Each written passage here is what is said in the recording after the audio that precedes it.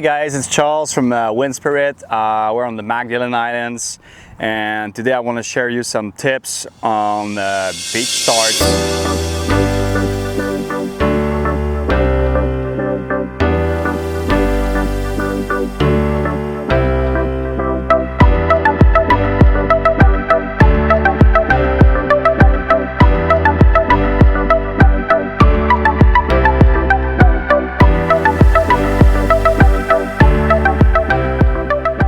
Beach starts, learn really quickly with this setup, and I want to go through the gear that I use, and I want to help you guys getting started. Some people ask me how I learned and what gear I was using, and so let's start with the gear. So basically you want to get, I think, a kite foil board. So this is basically a random board that my friend had, and it worked really well. I tried two different boards, one with thicker edges. This one is really thin. It's got basically, I think, 12 liters, so really light volume. It's pretty wide, so there's a lot of space to put your feet. It's thin, so it's easy to grip, and that made a big difference. And for sure, you want to use the shortest mast as possible to learn. This is a 70 cm mast, so pretty short. It worked really well. It's alloy mast. It's not a carbon mast. And the front wing, basically, I took this guy, which is the Charger 1950.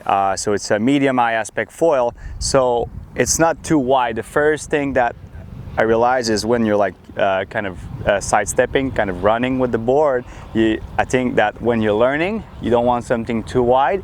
You want something that's gonna keep you, okay, at the surface of the water with low speed.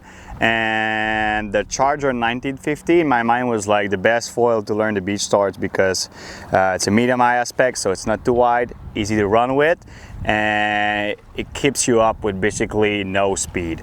And fuselage length, you want I think the shortest fuselage as possible, so it makes pumping easy. And the stabilizer, I use the 180 from basically Cabrina. So nice and small, helps me maybe turning a little bit more, because that foil is not the turniest, so, and it releases a lot of drag and resistance, so a pretty small stab. And I just started by figuring out the side steps, because you're not running, you're doing like side steps like this with the board.